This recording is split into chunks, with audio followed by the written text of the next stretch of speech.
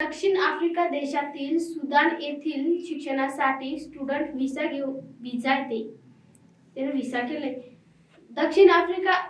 दक्षिण आफ्रिका देशातील सुदान येथील शिक्षणासाठी स्टुडंट व्हिसा घेऊन छत्रपती संभाजीनगरमध्ये आलेल्या विदेशी तरुणाने 2 अल्पवयीन मुलांचे धर्मांतर करण्याचा प्रयत्न केल्याची माहिती समोर आली आहे.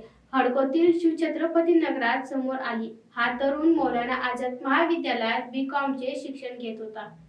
10वी शिकणारा 15 वर्षीय कार्तिक व त्याचा मित्र कुणाल हे गुरुवारी रात्री 9च्या सुमारास परिसरात फिरत असताना एका घराच्या पहिल्या मजल्यावर राहणाऱ्या ओसामाने त्यांना घरात बोलावले. त्याला काही मदत लागत असेल असे वाटल्याने दोघेही गेले. ते घरात येताच ओसामाने दरवाजा लावून त्यांना खाली बसवले.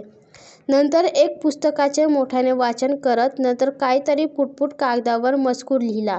तो कागद जाळून हाताने तो धूर दोघांना देऊ लागला. कार्तिक व कुणाल यांनी त्याला याबद्दल विचारले असता तो म्हणाला की मी म्हणेल तसे करा. त्यावर मुलांनी नकार दिला.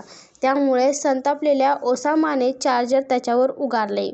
ओसामाचा आक्रमकता पाहून घाबरलेल्या मुलांनी तिथून धूम ठोकली. घरी येऊन कुटुंबियांना या प्रकाराची माहिती दिली. कुटुंबियांनी तात्काळ 112 क्रमांकावर पोलिसांकडे मदत मागितली. पोलीस उपआयुक्त नितीन बगाटे, सहाय्यक आयुक्त धनंजय पाटील, संपत शिंदे, निरीक्षक संदीप कुंबळे, निर्मला परदेशी, सहाय्यक निरीक्षक शिवाजी चौरे आदी कर्मचाऱ्यांना बोलावण्यात आले. गुरुवारी पहाटे ओसामाला ताब्यात घेण्यात आले आहे.